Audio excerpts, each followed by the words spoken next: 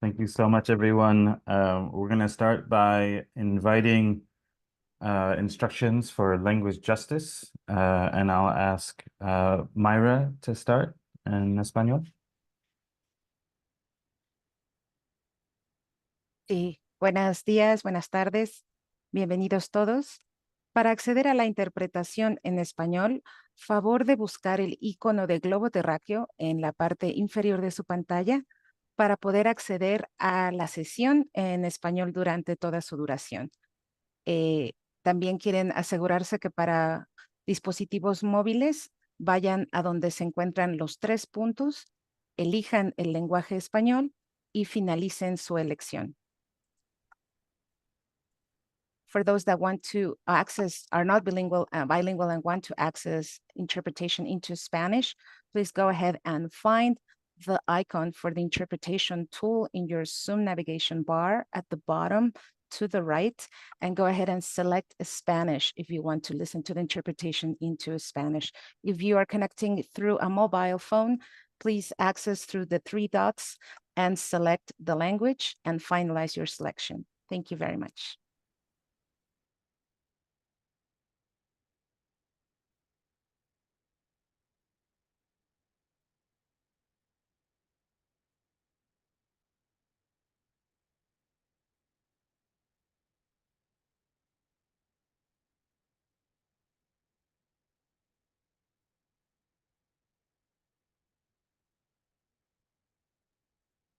Thank you so much. Camille en français. Merci. Bonjour et bienvenue à ce séminaire. Nous vous invitons à sélectionner votre langue. Si vous êtes sur un ordinateur, vous cherchez le globe qui dit interprétation. Et sur un téléphone ou une tablette, vous tapez sur les 3 petits points qui disent plus et vous allez sur la deuxième option qui s'appelle langage interpretation, interprétation linguistique. Vous pouvez ajouter votre langue à votre pseudonyme, ou vous pouvez cliquer sur l'icône des participants, passer la souris sur votre nom et cliquer sur renommer. Merci. Merci, Camille. And Eduardo em português. Olá, bom dia a todos e todas, boa tarde, e sejam muito bem-vindos ao seminário. Então, uma vez que esteja habilitada a função de interpretação, não está ainda, vai aparecer para vocês na parte de baixo da sua tela um globinho escrito interpretação, se vocês estiverem usando o computador. Aí é só clicar ali e selecionar, então, o idioma português, né, interpretação de idiomas português, clicar em concluir. Se vocês estiverem usando um telefone celular ou tablet, aí vai ser nos 3 pontinhos, aí como está mostrando na imagem, a mesma coisa. Selecionar, então, interpretação de idiomas, para poder ouvir, então, a interpretação simultânea. Assim que a gente acabar esses anúncios, a interpretação vai ser acionada. Obrigado.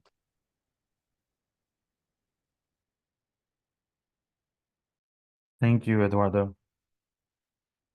And just a note for English speakers, we're going to be having one presentation in Portuguese, and so which will be from ISIS. And so when that happens, you can select the interpretation and then move into the English channel.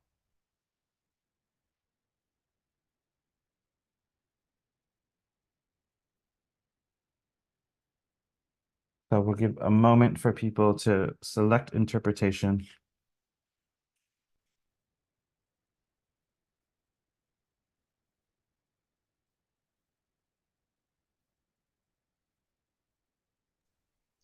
Interpretation should now be on.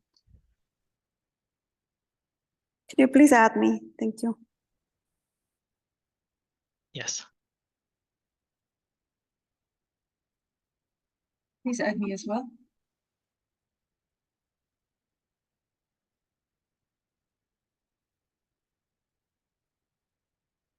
All right. We're making it happen. Thank you for your patience.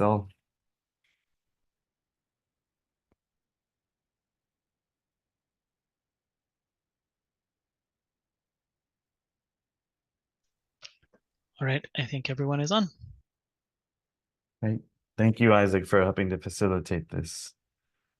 Greetings, everyone. My name is Samir Doshi. I'm the director of the Just Transitions program at CS Fund, and excited to be sharing space with you today, and especially for this session. So I'm co-hosting and co-facilitating this seminar series on Just Transitions with my dear friend and comrade Gopal Dayaneni from the Movement Generation and Justice and Ecology Project. Unfortunately, Gopal has a personal issue, and so is not able to join us at this moment. He might be able to come in later, but yeah, just kind of holding that and just recognizing that we're all living in a very dynamic and yeah, very challenging times right now. So thoughts out to Gopal and to kind of each of our families and people in this time. So this series came out of a request from our grantee partners for more political education on different theories and practices around just transitions. We'll be hearing directly from grassroots and movement organizations that have been doing tremendously innovative work all around the globe to advance social and ecological justice for their communities. In March, which was the first session of the series, and we'll be doing this every other month in hopes that it adds value. And but in March, we heard about different interpretations and applications of just transitions in different regions around the world, as well as globally through different global social movement actions. Today, we'll be focusing on community governance and hearing about how some of the most exploited communities are protecting their ecosystems, growing the majority of the world's food, and building alternative pathways and just transitions to the extractive economic and governance systems that currently dominate our culture. This is one of the most important areas of just transitions oriented work, and probably one of the least recognized and resourced, how communities are moving into self-determination, how we are building power and developing the governance structures for many of these communities have existed for generations, for centuries and longer. So in terms of the agenda for the day, we're going to be, for this session, we're going to be hearing 15 minutes each from 3 different organizations.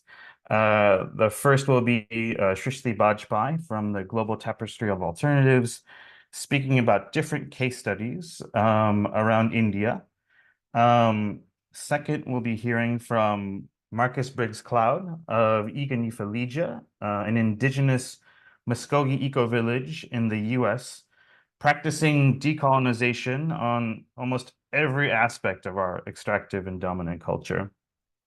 And then last, we'll be hearing from Isis Campo from the MST in Brazil, the Landless Peoples Movement. And it's hard for me to overstate how visionary, organized, and impactful the MST has been for 40 years in supporting communities all over Brazil.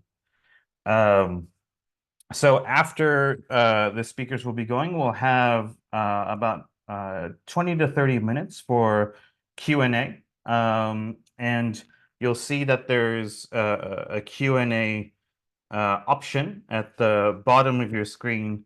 So if you click it, you can type in questions there. And we request that you type in your questions into the Q&A, so it's just easier for us to engage with them and address them versus the chat, which will be harder to kind of sift through. So again, at this point, we were actually going to have Gopal do a very brief overview on different aspects of community governance and why areas like free, prior, and informed consent for Indigenous communities, looking at polycentric governance systems and how communities manage their own resources in sustainable manners for, again, generations and centuries, have just been so tremendous for the life support systems of our planet. But sadly, Gopal isn't here right now, so we'll make sure to put that script in the follow-up materials. The session is being recorded, and so all registrants will be sending out the recording and the materials afterwards. But first, I'm gonna hand it over to Shristi Bajpai from GTA. Thank you all so much. Thanks, Samir, and thanks CS Funds for organizing this. Sending best wishes to your colleague, and I hope things get better for him. So yeah, I'll just start sharing the screen. Let me know if you can see it well. Yeah? Yes. Okay. So yeah, I will be sharing for the next 15 minutes about some of the practices, as Samir was saying, from India, but also from other parts of the world. Some inspiring examples where people are asserting their self-governance and what does it really mean. But before we get into all of those aspects, I just wanted to maybe ground ourselves into some of the key terms that I will be using while I speak. And it's good to go back to the roots of what did they really mean when they came up with. So Swaraj, which you saw as the first word in my presentation, comes from Sanskrit Swarajya, which is made of two words, O Swa, which means self, Rajya means rule. And it is an ancient concept in the Indian subcontinent. The word democracy comes from demos, the people, kratia means rule of the people. Governance, which is also something that we will be dealing with, comes from to steer, to rule, from governer. And radical, and I think it is important to rethink about this word radical because of how it is used in these present times. But the origin of the word means going to the roots and challenging the conventional.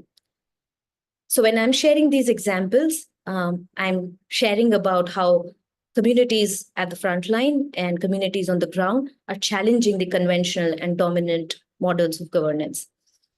So the first question that was posed to us was, why is it important? Why do we even need to talk about self-governance? And I want to first highlight this quote from a central Indian village where Indigenous people have been articulating for about 3 decades, saying that we elect our government in Mumbai and Delhi, but in our village, we are the government. Now, what does that really mean for an Indigenous community to argue for self-governance? It is the idea of assertion of identity and multiple ways of being. And being able to decide and have the power and agency to have control over one's everyday decisions that impact our immediate ecosystems, our lands, our forests, our lives, and to be able to have that power. And it's not just about individual power, but rather about a collective power, because with individual is the collective. And there is actually no necessary separation in a lot of these articulations. And in many of these community processes, there is a sense of relational care, justice, respect for especially a lot of communities and people who are marginalized, but also the more than human. So it's not just about human communities, but also how do we think about the rest of nature. But how is it practiced? And so some examples that I want to share with you that have inspired me a lot, and also give us a sense of very important principles that we all can learn from. So this again comes from central India, where this community that you see some pictures of has been resisting against a mining project in their sacred forest for about 2 decades. And while they were resisting against a mining project, they realized that just resistance is not enough and that they need to organize themselves.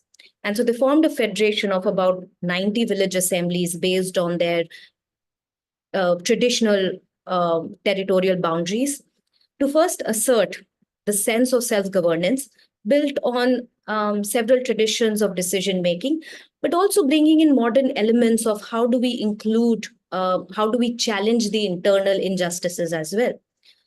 Because women traditionally were not part of decision-making. So how do we re-look that and challenge that? And along with that, also certain caste in India, because caste is a very important element of discrimination in Indian societies, to also bring that as a challenge and rework that. And through that, actually creating processes of forest conservation, management by themselves, where there's no state control, where there's no forest department that's governing that. It is the people who are managing, controlling, protecting, and governing their lands and territories. The other that I share with you comes from Western India in Gujarat, where usually in cities when we live, we really don't have a control over what happens in the cities. Planning is done by certain experts. But here, this city actually started a process of decentralization of city planning by first looking at very basic issues of, reliance on water. This is the region of India which receives lowest rainfall. So looking at the issues of water management and recommoning of spaces, but then going to the fundamentals of issues like how do we include the city vendors into the planning? How do we include the marginalized voices and marginalized visions into the planning? How do we include, how do we make cities safer spaces, for example, sex workers? So really feminizing urban planning and going to the heart of what does it really mean to create dignified housing for pastoralists in the cities. The other interesting example comes from the Trans-Himalayan landscape in India, and it actually touches Ladakh, Spiti, Tibet boundaries, where communities have been reviving and practicing their traditional customary ways of decision-making in parallel to the state institutions, very much rooted in the ideas of place-based governance, that is responding to how land is talking to them. So following the land law, the water law, the spring law, and really making decisions around these laws, these land nature laws.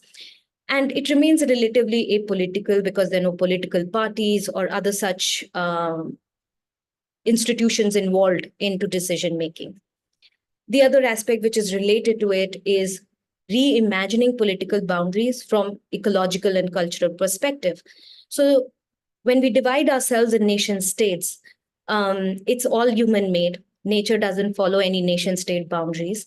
And so how and what many of these communities are articulating, that what if decision making happen if we think about river basins or mountains and cultures associated with them? What would our economy look like in that context? I'll share just very briefly 2 examples from other parts of the world. One is, I think, very inspiring one is the Kurdish movement, which is emerging in an extremely war-torn region and violence-ridden region, where communities are articulating based on the principles of democratic confederalism, what does autonomy look like? We don't want any of these 4 nation states that's surrounded by Iran, Iraq, Syria, Turkey, and they don't want to be governed by those nation states, but rather what does autonomy look like for people on the ground based on eco-feminist principles, so challenging the patriarchal traditions within communities themselves. The other I want to share is from the heart of capitalism in Christiania in Denmark, where communities for about 40 years, this experiment has been running of an anarchic and self-governed living, where young people started this 40 years ago and now run cooperatives and other such things and trying to govern themselves in a very welfare governed state anyway. And so what I wanted to maybe highlight through some of these examples is this assertion of direct democracy, where people are talking about that how decision is not centralized, it's not happening in power centers, But really at the smallest unit of a decision making is a human settlement, where they have control over who participates, who has the right, who has the capacity and opportunity to take decisions. And so when and they flip in many of these examples, they flip the word representatives to delegates. And what it really means is that there are people who are taking decisions, but it is really people on the ground. And somebody that is possibly going out and connecting are the delegates. And so they're responsible to inform the rest of the community. And it is really based on the ideas of bringing the marginalized voices at the foreground in many of these examples. And there could be many more elements of direct democracy, but I would just like to highlight these four and won't get into a lot of details of it, is that many of them are talking about that we have the right to participate in the decisions, that each one of us has the capacity to participate. So it's not just about having the right, but also having and ensuring that different people and groups and representatives have the capacity. And also creating those accessible forums of decision making where people can actually participate, and rather it doesn't remain accessible only for a few kind of people. And the fourth is the maturity and wisdom. So it's not just about taking decisions that benefit us, but how do we take decisions that are able to think about the rest of nature, but also about other communities, also about the marginalized sections within the communities. So it's really about taking decisions in much more robust manner. The third question that was posed to us was, what are these challenges that these communities face? And the one is that the domination of nation states continue. So all these examples that I shared with you are all working under extreme oppression from the nation states, but yet they survive. And also how a lot of capitalist neoliberal governments are hand in glove with the nation states. So they both support and work with each other, and that further dominates many of these communities. There are, of course, as I have mentioned earlier, there are internal injustices and divisions within communities that also is something that continuously a challenge for people to look into themselves and self-reflect. There's, of course, the issue of scale. And I think something that will come later, maybe in discussions, is that how do we still take decisions at much larger scale? And what does it look like in the overall governance? Civil society, I feel, is still so fragmented on these issues of governance. Okay, what is the smallest unit of decision making? Can communities decide from themselves? What if communities are divided, and what happens to? So there's lots of questioning and internal fragmentation about it. And the last is lack of funding directly to communities. They're always channeled through NGOs or through other such groups, but really never reaching to the people who are doing and struggling on the ground. But all of them are challenging these, they're resisting against capitalism, state domination, and there's this connection and interrelation between all of these examples and the continued neo-colonization that happens. Even when we are an independent state in India, we still behave and operate in the ways that the colonizers did. And so a lot of these communities are resisting and challenging these systems. And the last question was that, but how do we build this political power? So what does it really mean to talk about self-governance, to talk about these communities? And what I find very inspiring in all of these examples and many thousands of more across the world is that they're not just talking about governance to have control over decision-making, but they're articulating a much broader idea that there is many different versions of well-being or achieving human well-being and more than human well-being. And it includes empowering decision-making, empowering citizens and communities to take decisions. And it also means that the socioeconomic equity and justice is also questioned. It's also about looking at our relationship, rethinking about our relationship with the rest of nature. And so the intersectionality, this is a framework that has been developed through an Indian process here. In India, we call Vikalp Sangam, alternative confluence. And there could be many other such frameworks to look at these things from. But many of these communities, what they're articulating is that while we are working, as you see towards the left, on political and direct delegated democracy, it is interconnected to the ideas of economic democracy. So it's not separated over control over means of production. So communities are articulating for local self-reliance for basic needs. They are articulating for a different sort of an economy that is based on care and share rather than exploitative. And they having the say on what is well-being, prosperity, wealth in their own terms. And in that, the questions of knowledge, democracy, who participates, whose knowledge is also part of this decision making, how do we bring in different forms of knowledge and systems becomes very much part of it.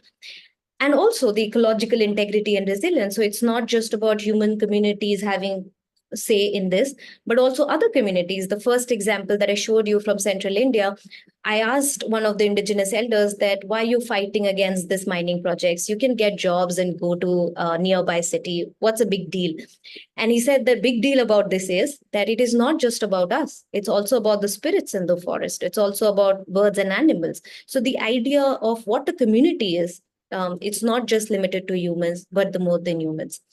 So it's about these interconnections and cross-sectorialities that a lot of these communities are arguing.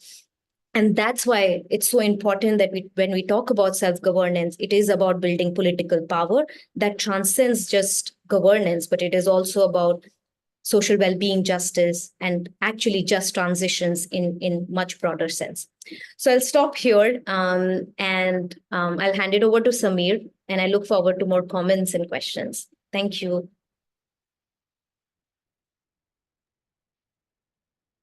Thank you so much, Shrishti. That was a fantastic way to start the session, a beautiful overview. I love the aspects of navigating the contradictions and the tensions in governance. And that's what, democracy, that's what relationship is. So powerful. And next, we're going to be hearing from Marcus Briggs-Cloud from Ekvn-Yefolecev in the US. We'll get a spotlight on Marcus, and please join us. Thank you, Marcus.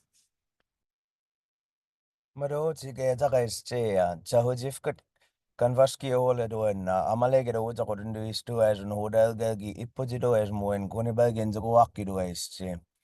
Pumajole ge dadi o magaria igan ole gan takabugi badidundu istu as and state gagi yetsit. As in Hazgalat Kovatsana BJ Hojidi do it, Pomidat, Egan Yefolecev gidu at Manus Lulabe Barangi Mahin, Yen Klish Yetsit. Idal Wamujas Yagawabeda Lakanale Gigi doing much. I'll wait for the translators to translate that. No, I'm just kidding. My name's Marcus. I'm a Muscogee person and a son of the Wind Clan, and I'm an in-law to the Skunk Clan. Muscogee people, we resided in what's commonly colonially known as Alabama and Georgia, within the colonial nation state called the United States.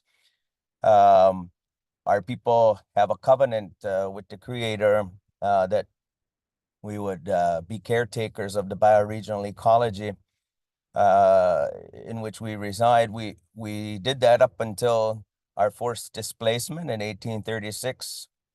Our people were forcibly removed 700 miles westward to what became colonially known as Oklahoma, and 700 miles southward to what became colonially known as Florida, and some of our people down to the Alabama-Florida border on the Tinsaw. We're about 30% of our people were murdered in a genocide.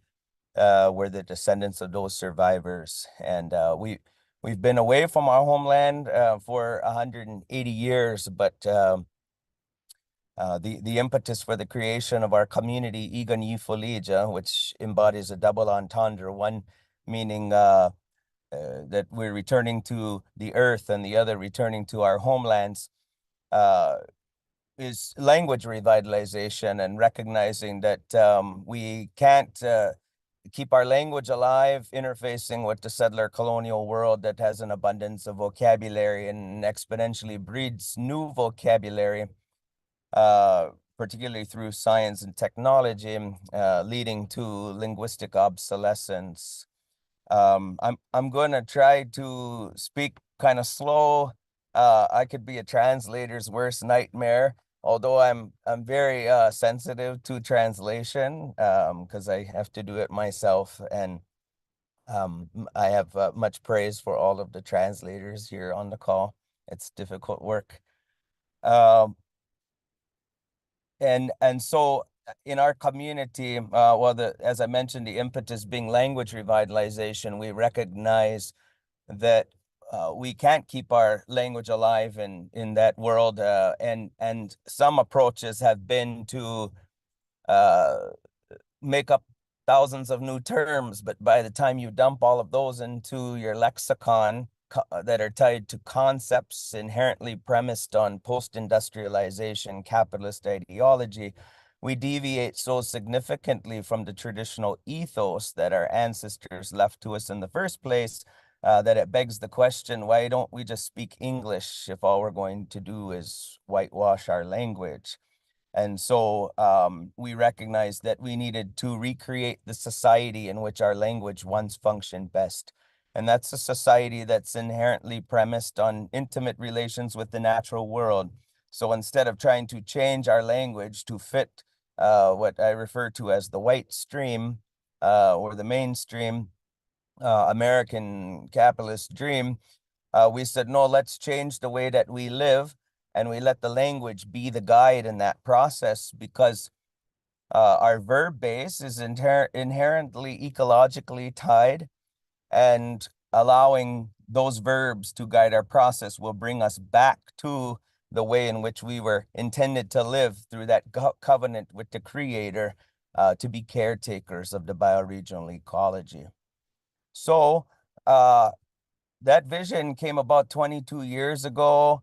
13 years ago, we began looking for land in our homelands. We thought we might build a community, an eco-village community in an extant Muscogee society in colonial Oklahoma or colonial Florida, but the ancestors were really drawing us back to our homelands through very vivid visions. And we started looking for land, and we came to a place after 3 years of looking. We came to a place in Coosa County, Alabama, and we really felt this strong pull of the ancestors drawing us in.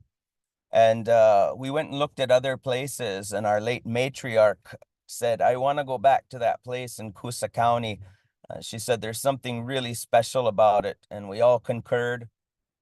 We came back, and again, we felt the overwhelming pull of the ancestors drawing us in from the forest. And that's what we have to listen to. 3 days later, my cousin that does USGS mapping of culturally significant sites, he wrote to me, he said, that place you're looking at down there in Coosa County is our ancestral village site, Wiagofke. And we said, oh, no wonder they're calling us in here. And so we agreed we wanted to pursue it, and took us 2 years to find a down payment on the land. That 577 acres we closed on January 12th, 2018. And since then, we've grown to 2,661 acres. And then a month ago, signed a purchase agreement to rematriate another 4,000 acres of our homelands to bring that land back under Muscogee stewardship that has been abused by logging, and now we're facing a potential graphite mine that we're also fighting. I want to mention first, though, that we have to go to the language to know how governance works, and this might also be a little problematic for translation, but we're going to try. It's problematic for English speakers too, so the translators shouldn't feel alone. We have to look, in order to extrapolate traditional epistemological worldview in Muscogee language, we have to engage a sociolinguistic analysis, because the language is ancient.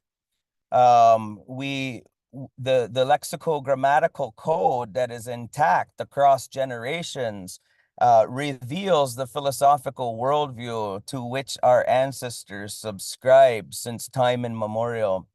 and there's so much unaltered about it. That's what gives us the glimpse into the ontology that our ancestors left to us as their descendants to be guides in governance. So in Muscogee language, we have alienable nouns and inalienable nouns. Inalienable nouns are constituted by your kinfolks and your body parts. Alienable nouns are anything that are not your kinfolks, your relatives, and your body parts. And you might be thinking, well, I know who my kinfolks and my body parts are. But in Muscogee society, we define them differently than other societies do, even other indigenous societies. The only way that we can know if a noun is alienable or inalienable is based on the pronoun prefix marker. And so we have sets of pronoun prefix markers that are applicable to alienable nouns that are different from those applicable to inalienable nouns. So when we think about why this dichotomy exists, it's important to acknowledge that we have, with socio-cultural protocols, we have a mediated relationship with alienable nouns. We have an unmediated relationship with inalienable nouns. Toward alienable nouns, we have a wall of respect up such that we can't be invasive toward that noun. With inalienable nouns, you can kind of say or do anything, anything goes, and whatever offense happens, they can't hold a grudge within that inalienable circle. And so when we look at the word igana, igana is our word for earth, land. We need to know, how do we perceive igana in our language? And so we have to say, my chair, for example, we say amolegida. To say my grandfather on the mother's side, we say chapuja, chapuja. So and cha are the first person pronoun markers for alienable and inalienable nouns. For alienable, cha for inalienable. When we look at the word igana, to say my land, my earth, no matter what Muscogee speaker you go to, they're going to articulate it the same. And they're going to say amigana, my land, amigana, not cha igana. Therefore, we know that land within a Muscogee cosmological worldview is an alienable entity. And therefore, we have a mediated relationship with land. So this is what demands that we have a protocol. Only within our clan group and some relatives on our father's clan do we have this unmediated relationship. So when we govern across humans and non-humans alike, most fall into the alienable category, such that we can't be invasive, we can't be offensive to these entities, and we do this very delicate dance around people and non-humans alike. So when we're going to harvest a tree or we're going to harvest medicine, we have to ask permission because they're not within our kinship circle. So you hear people talk about indigenous worldviews that, oh, we're related, all of us are related, and we've heard of kin-centric ecology. But in Muscogee society, Earth and the natural world alike are not relatives. And therefore, we have to observe these protocols. Further, I should mention that because the cha igana, being the inalienable pronoun prefix marker, is not grammatically appropriate in Muscogee language, igana, the fact that the pronoun prefix marker for alienable nouns, does not bear the same connotative weight of possession that the cha, the inalienable pronoun prefix marker, does. Therefore, we cannot even articulate an ideology of private property in Muscogee society or an extractive economic model. We have to code switch to English to host such a discourse. So this is the ethic that we work from in governance at Ekvn-Yefolecev as Muscogee people in our village. And we sadly only have 20 speakers left of our language east of the Mississippi. We have about 180 in colonial Oklahoma. Our language is critically endangered, but we raise our children in our village to speak our language so that they can inherit this worldview to observe appropriate governance. I've never spoken one word of English to my children since they were born. And I can only do that because we created an intentional container for it to happen. So we do natural building in our community, again, where we go into the forest and we ask permission of a tree to fell the tree. And then if it consents, we fell them ourselves, skid them out of a farm with a farm winch, and we mill them all on site to avoid embodied energy like fossil fuel consumption and carbon emissions that would have been required to import the timber from offsite. We wrap the buildings with wheat straw bales and hempcrete, and then we apply an earthen plaster made of clay, sand, wheat straw, and buffalo poop from on site. And then we have rainwater catchment and biodigesters and too many things to talk about in the built environment, but we live off grid. And then we do ecological restoration work. We live in a montane longleaf pine ecosystem where it's critically endangered as well. Only 4% of the habitat still remains, and we burn. We've burnt over prescribed burns for the proliferation of the species, which is in a fire-adapted ecosystem. And then we also do regenerative agriculture. And so we raise sturgeon, for example, which are a sacred species to our people. But they were extirpated from Alabama streams because of the hydroelectric dams that were erected, and they couldn't return to their natal spawning areas. And so we went up to colonial Canada, Anishinaabe country, and we spawned the fish. We brought the embryos back. We've been we hatched them out, have grown them out, and reintroduced them back into the watershed.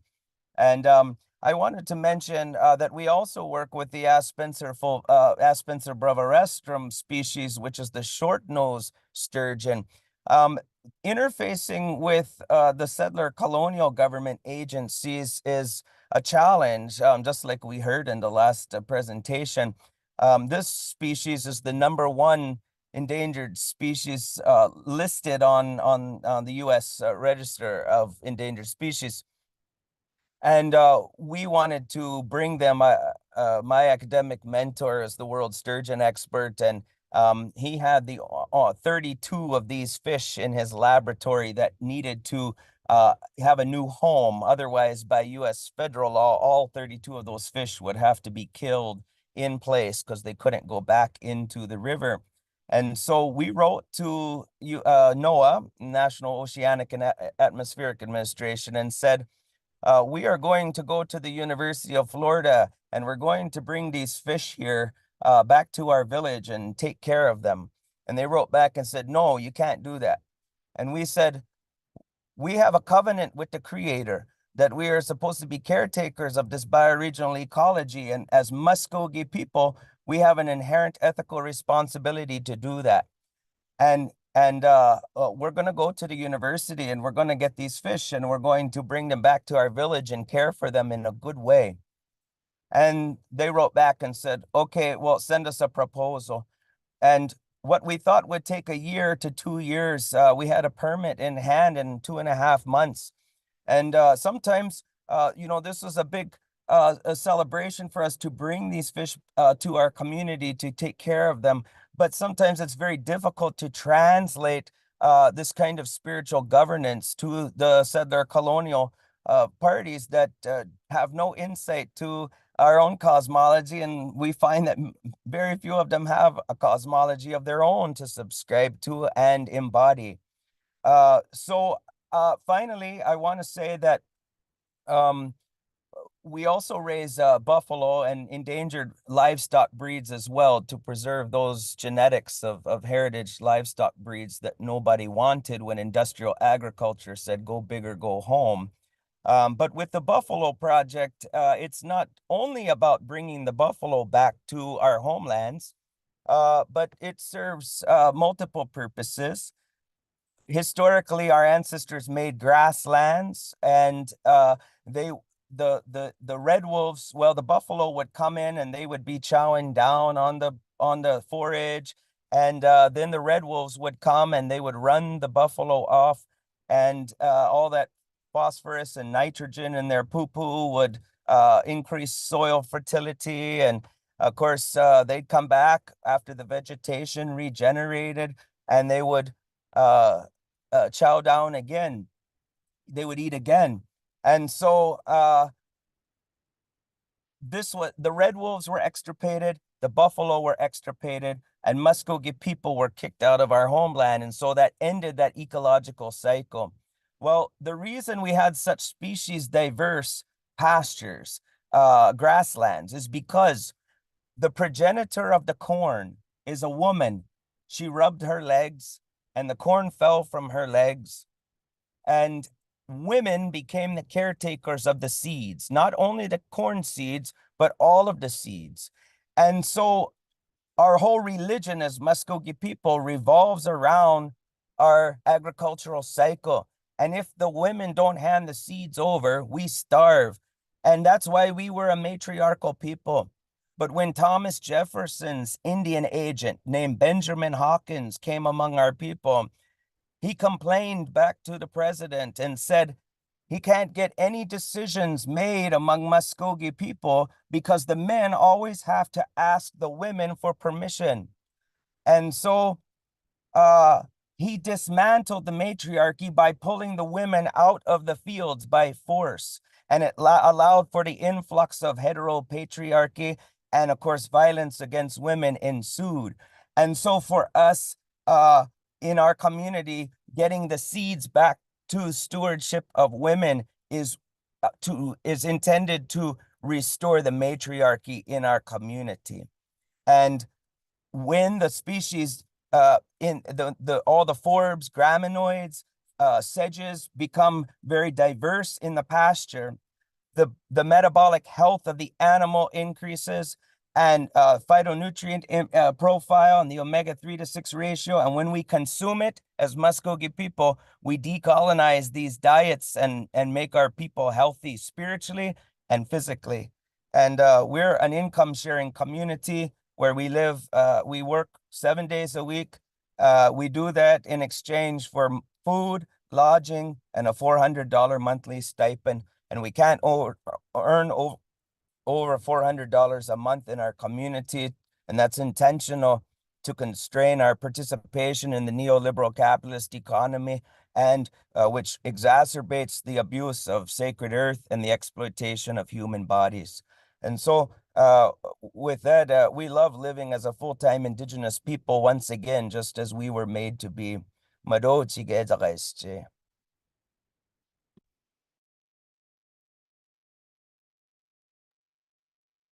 Mado, Marcus. Thank you so much. And I think everyone realizes in the introduction that when I said you all are decolonizing almost every aspect of our dominant culture, that I wasn't shortchanging that or being glib. Such incredible work and just commitment and dedication, and what's happening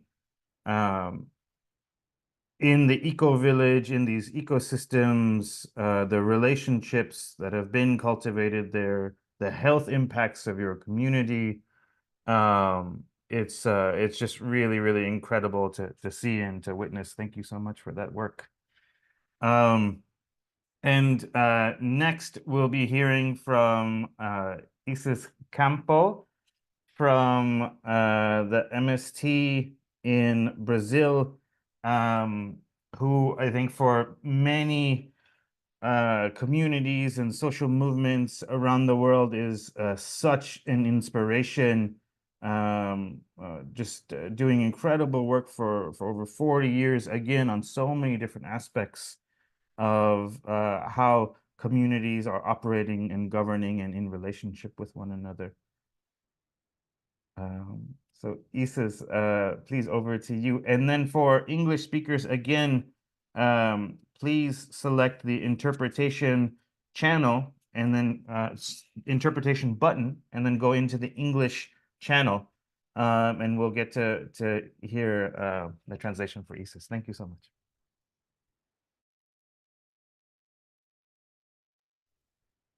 Então, boa tarde a todas, todos, todes. Primeiro, dizer que foi muito inspirador ouvir a Cris e o Marcos, né? Agradecer imensamente e reconhecer, né, nas palavras deles que nós nos organizamos no MST a partir da luta dos que vieram antes de nós, né? Dos povos originários indígenas, negros, enfim, dos povos ao redor do mundo. Então, peço licença nesse sentido, dizer que o Movimento Sem Terra é um movimento, como disse o Sami, que esse ano faz 40 anos, né? Um movimento que luta por terra, por reforma agrária e justiça social, os grandes objetivos do MST. Hoje nós contribuímos na organização popular de cerca de 450 mil famílias no Brasil, famílias assentadas que já conseguiram acessar, né, o direito à terra, e cerca de 70 mil famílias que ainda estão na condição de acampamento, né, acampadas, não tiveram ainda acesso. O MST ele exercita esse tema da autogovernança a partir de uma lógica, né, de uma estrutura coletiva, participativa, né, através de associações, cooperativas, coletivos que se organizam nos territórios onde a gente está presente. Isso se fundamenta muito a partir de uma política estrutural do nosso movimento, né? De realização de trabalho de base e formação política permanente, porque entendemos que não basta ter acesso à terra, é preciso viver e se relacionar com a terra, com toda a biodiversidade de forma respeitosa, olhando para o futuro da humanidade, né? Da nossa geração. Então, para construir essa autogovernança, né, a gente entende que é necessário, é fundamental para um movimento popular ter autonomia política, né, entendendo aí autonomia política em relação ao Estado, né, a governos, a partidos políticos, embora a gente se relacione politicamente, né, na sociedade, com o governo, com partidos, mas mantemos a nossa autonomia. Entendemos que isso é um princípio fundamental para manter a nossa luta forte e viva. A gente exercita essa autogovernança, né? Essa organização, você veja que são mais de 2 milhões de pessoas organizadas no MST, aproximadamente, né? Um pouco aí, a partir do que nós chamamos de direção coletiva. Para o MST, a direção coletiva, ela fundamenta a nossa atuação e nos permite estar sempre em constante movimento, fazendo mudanças e ajustes necessários e garantindo que toda a direção e toda a base, né, social do nosso movimento, ela se sinta parte efetiva dessa organização, de todo o processo de tomadas de decisões. Um segundo aspecto importante, além da direção coletiva, é o tema da equidade de gênero. Então, ao longo desses 40 anos, lá na nossa origem, era bastante diferente, né? A participação das mulheres era muito menor, inclusive, né? Mas o tema da participação igualitária de homens e mulheres, ela foi sendo construída e aí, atualmente, ela é uma garantia, vamos dizer assim, estatutária do movimento, né? A gente assegura a participação equitativa de homens e mulheres nas instâncias de tomadas de decisão.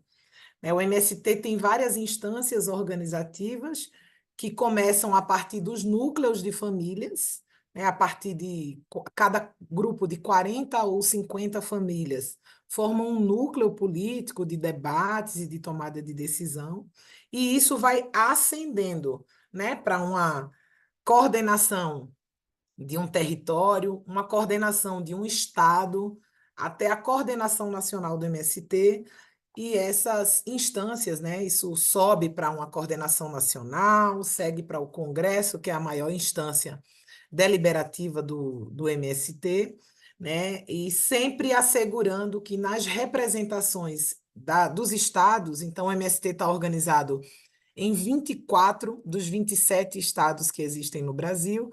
Então, para compor essa direção nacional do MST, a gente vai ter sempre um homem e uma mulher representando cada estado desses.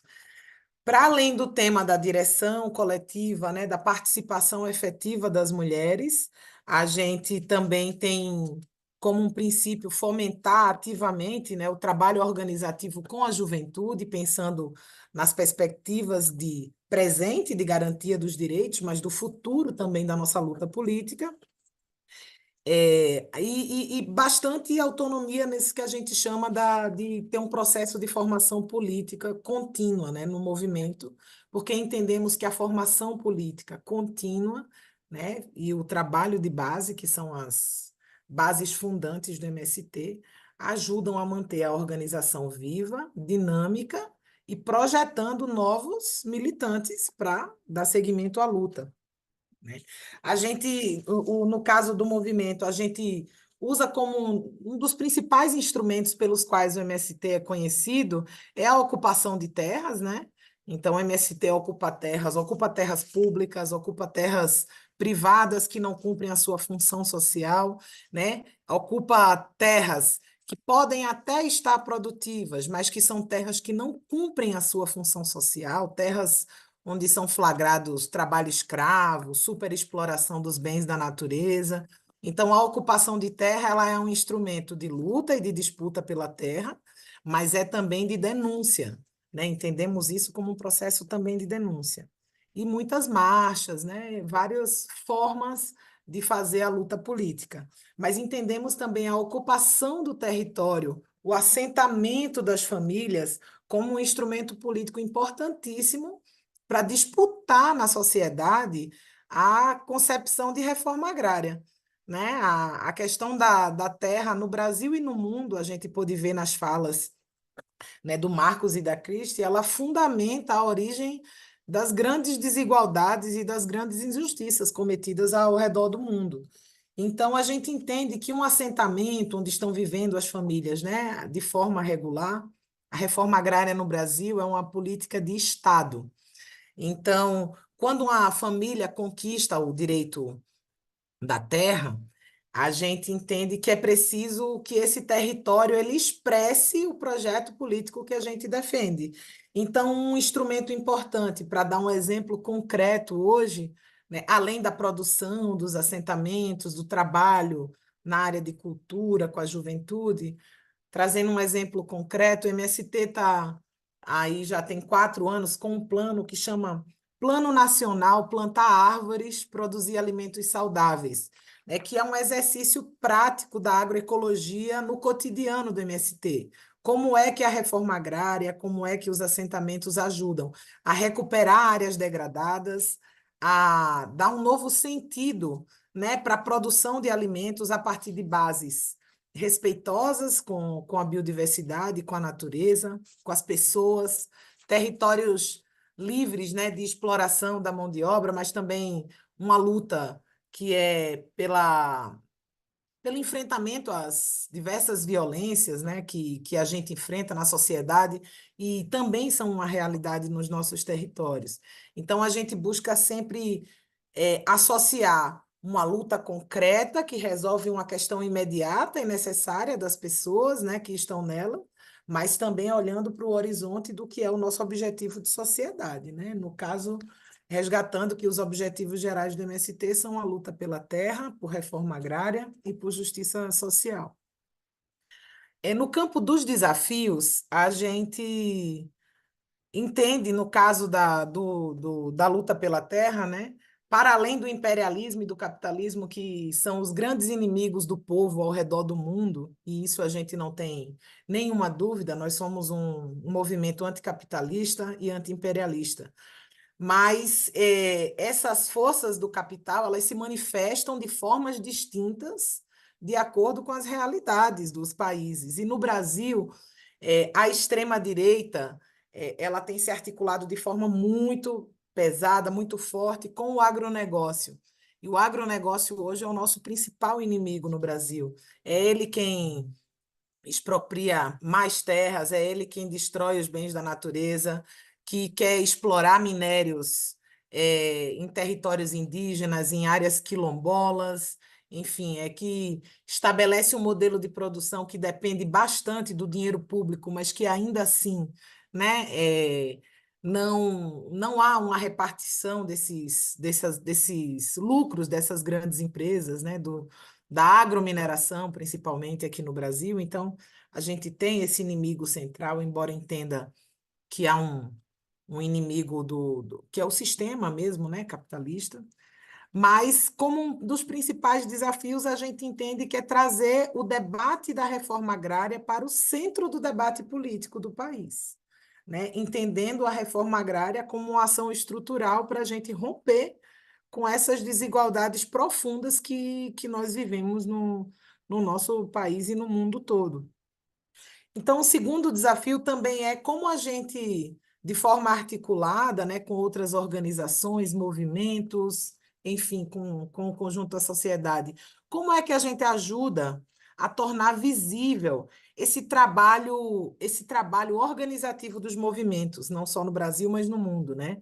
É legal e é bonito ver o que os movimentos conseguem realizar, mas esse trabalho, que é um trabalho longo, né, de longa duração, de organizar a luta popular, ele é um trabalho invisível e que a gente precisa torná-lo visível, porque precisa mais gente estar organizada, né, para fazer lutas.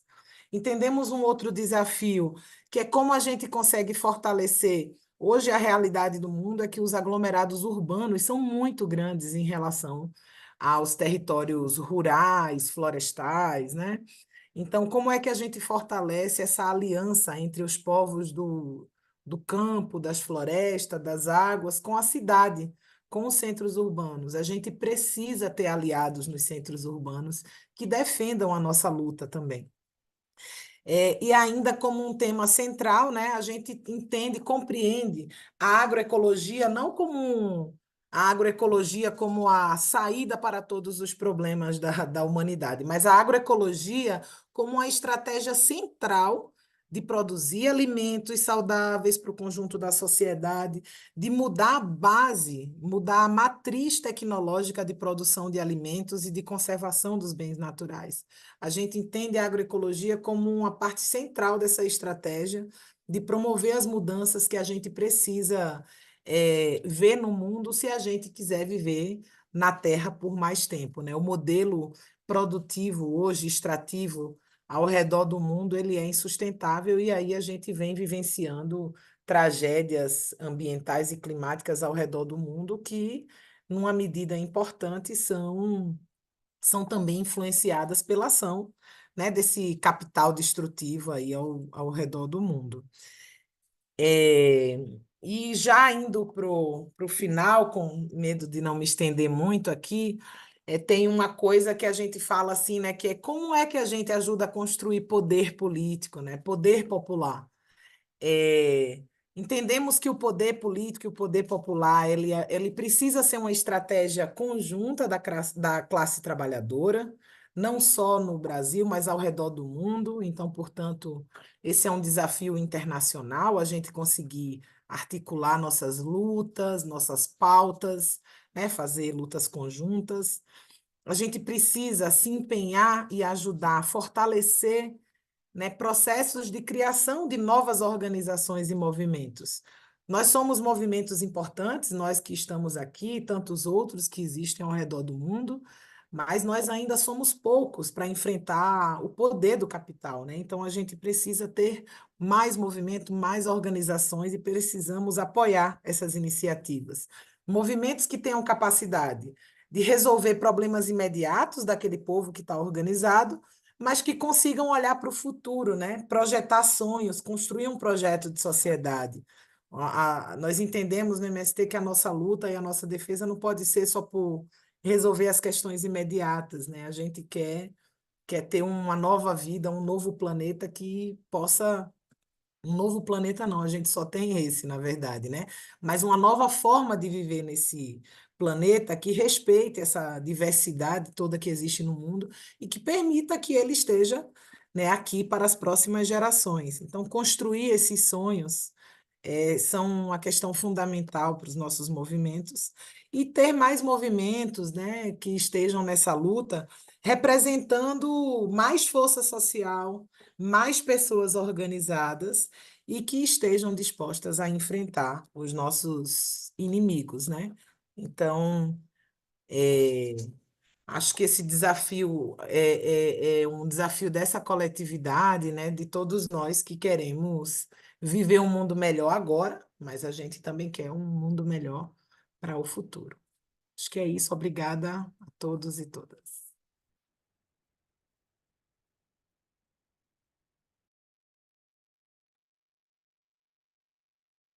Thank you so much, Isis.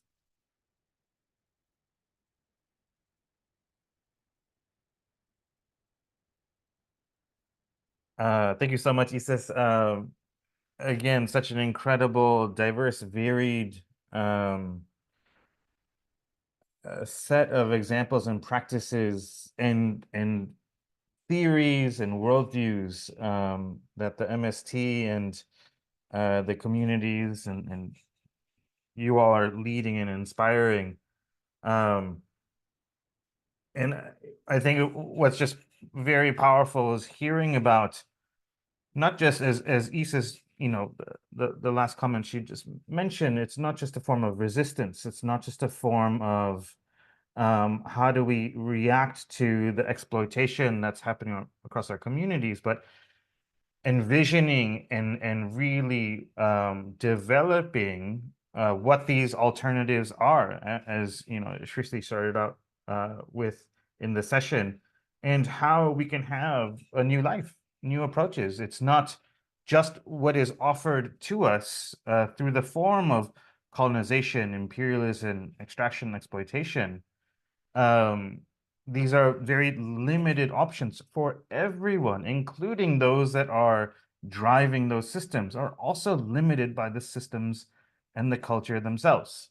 So recognizing all this just beautiful tapestry of what we're witnessing and weaving with the speakers shows us all sorts of different possibilities. And again, Shrishti talked about thousands of examples that are out there, and we need to be lifted up, woven together. So we're going to be shifting now to the Q&A part. Thank you so much for putting in questions into the chat, and we'll just spotlight the speakers. I have a couple of ones that I wrote down, and I'll just put out to you, and feel free to just pop in if there's one that calls out to you. I'll just start with a few different questions and see which ones take for you. So there's a question about resistance to mining and mining pressures. So many of our communities face enormous pressure to do so. Marcus, you specifically mentioned the graphite mine, and we noted in the chat the issue around transition minerals and the development of climate technology and climate futures, but still come at the expense of our communities. So one question about mining resistance. There's another question about the value of direct democracy, but the ways that it can be corrupted by leaders that are still looking for power. So even at regional, local levels, how do you engage with that type of dynamic? And then related to that, we'll just end with how can communities not be pressured by short-term economic gains at the expense of long-term and full total liberation?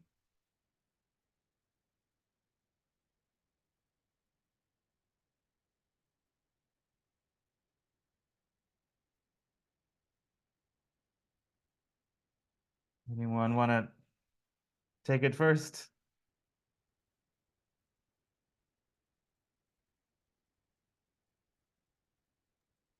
I could just jump in on the mining question. I don't want to say too much about it because it's socially, legally sensitive. The graphite mine that we're fighting is just 2 miles south of us, and in one case, land adjacent to us, where a company has purchased 41,980 acres of mineral rights around us for a 30-mile open pit mine, and all the wastewater discharge will go into the very stream into which we've been reintroducing the sturgeon. So we're very concerned about it, of course, and it's tricky because not even a lot of environmentalists want to jump in with us because these graphite minerals are necessary for the transition to electric vehicles. And we, I'm in a vehicle on my way back from a funeral right now. And,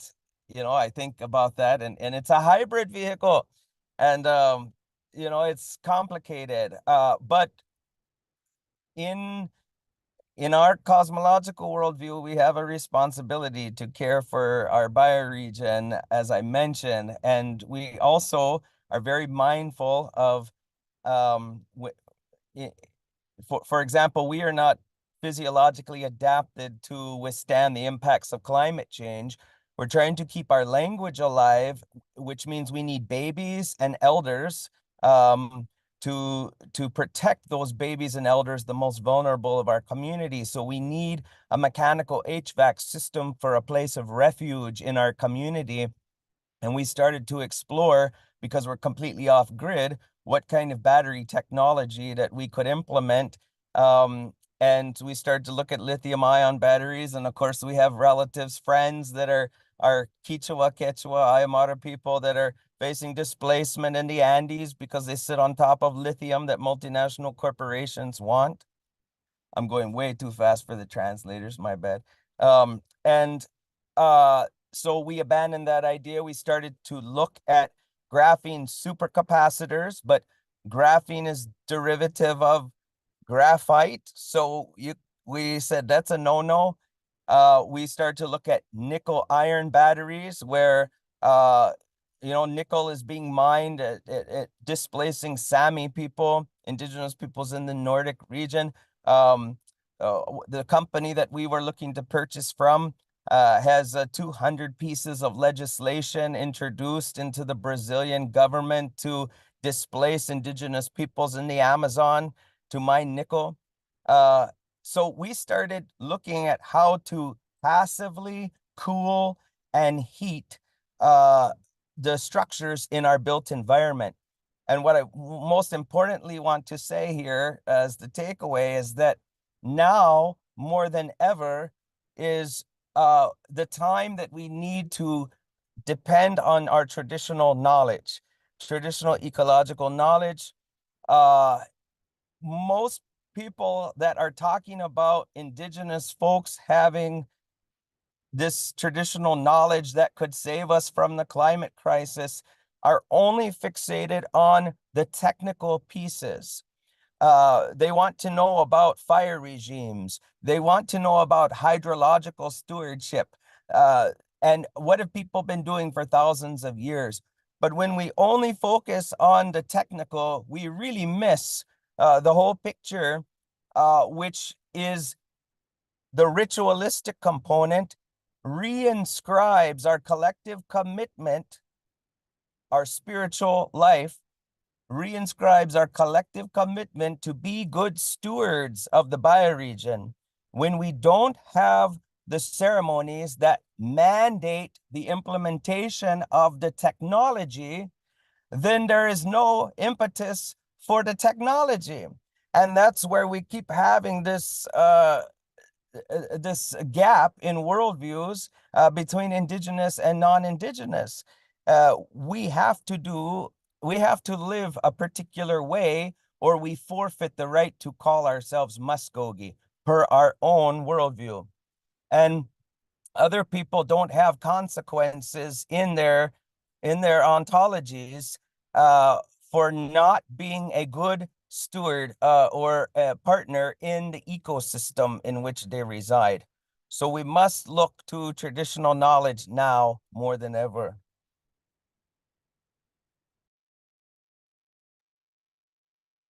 Thank you so much, Marcus. Very, very powerful, wrapping that all around. Trishti, Isis, any thoughts, reflections, responses? Yeah, lots of thoughts and lots of reflections and responses. Just building on what Marcus was saying as well, I think it's a very important point about, in many ways, clash of worldviews, right? Because there are different ways that communities are articulating well-being, good life, different ways of organizing beyond the dominant systems. And that's what is reflected in many of the struggles of autonomy and self-governance, of being able to decide how do we want to live our lives rather than corporations, nation states telling us. And I think what some of the questions that you pointed out were raising was also this idea that in many of these examples, not all of them, but many of them, questions of justice, questions of autonomy are very embedded into the decision making. So the internal inequalities or elite capture is something that communities are continuously reflecting upon. And that is why I highlighted that point about maturity and wisdom of decision making. So it's not just about having a control over, oh, I decide what happens, but it is rather, how do we decide what happens? So what are our principles? What are our values that guide this decision making? So justice, fairness, self-determination, autonomy are all those basket of values that a lot of communities are focusing on, or many of these examples are focusing on. And henceforth, the intersectionality between them becomes important. So a community, for example, of course, it's most communities' rights, but a community deciding to give away their river for hydropower is actually in many ways giving away or doing something that is against their natural laws. So it's really between these communications between these communities, and as outsiders, we also have to be careful about who decides what happens, right, in those landscapes and communities. And in many of them, these issues of, especially in relation to mining and clean energy, green energy, the new terms that have come about, these issues have become a big challenge. And I think that's where I want to highlight the just transitions bit, because what is happening is that newer solutions are reaching people and communities which they really have no clue or idea about, like carbon offsets or carbon markets. This is something that is really challenging a lot of these communities that have lived with landscapes, because it is very simplistically told people, oh, you can maintain your forest and you will be paid for it.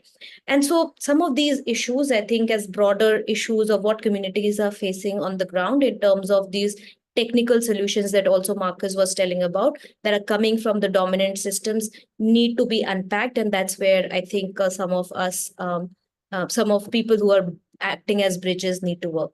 Okay, there's a reminder that we are soon to finish, so I'll stop now. And maybe Isis also wants to say something. Thank you. Isis, there was also a specific question for you in terms of how has the MST done this for 40 years, been so successful and so organized?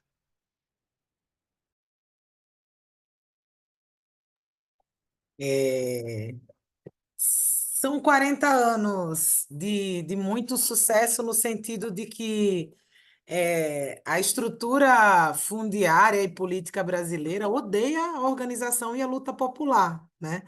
Então, quando um movimento consegue se manter ativo, vivo, né, fazendo luta, é de fato uma conquista extraordinária, não só do MST, né, mas do conjunto do movimento. Mas com muito sangue derramado, né? É uma história, não só a história dos trabalhadores rurais, mas a história da luta da classe trabalhadora, dos povos tradicionais no Brasil, é uma história de muita violência, de muita expropriação de território, de muitos assassinatos, e a gente acredita de verdade assim que essa sobrevivência, né, larga do MST está diretamente ligado a, a essa capacidade que a gente foi construindo, né, ao longo desses anos de se manter sempre fazendo organização popular, estudando muito. O estudo é um valor importantíssimo para o movimento, né? Fazendo formação política, organizando os nossos territórios, porque o território onde as pessoas têm consciência política, mas que elas também têm pertencimento, né, àquele território através da sua produção, da sua luta, eles são territórios mais difíceis das grandes empresas, do agronegócio, do capitalismo expropriar. Mas ainda assim, né, com todo esse legado que a gente tem de quem veio antes do MST e o legado do próprio movimento, a gente ainda enfrenta um conjunto de violências e de desafios enormes, né? Não basta apenas que nós estejamos bem organizados, né? Isso é uma parte importante, mas a gente precisa mesmo assim se desafiar a que mais pessoas se organizem de acordo com a identificação das suas lutas, das suas questões concretas, né? Nós não podemos querer ser temos 40 anos, então vem todo mundo para cá. As pessoas têm necessidades concretas, objetivos de vida distintos, né?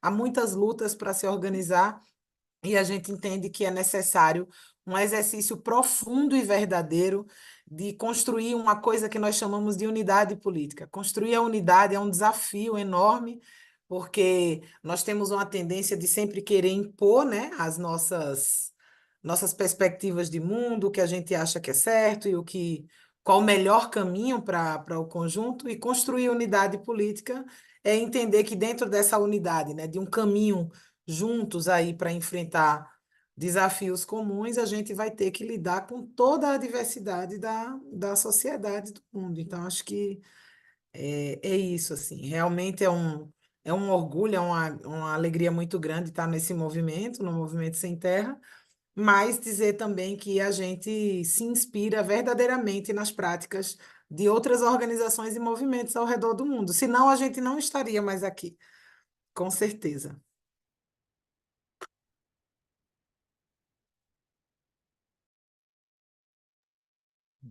So wonderful. Thank you all so much. We're wrapping up here. I just want to offer gratitude to first our speakers, Isis Campos from MST, Marcus Briggs-Cloud from Ekvn-Yefolecev, and Shrishti Bajpai from the Global Tapestry of Alternatives. Also, deep appreciation to our language justice team. They do tremendous work, and they're incredible weavers and workers in their own right in their own communities.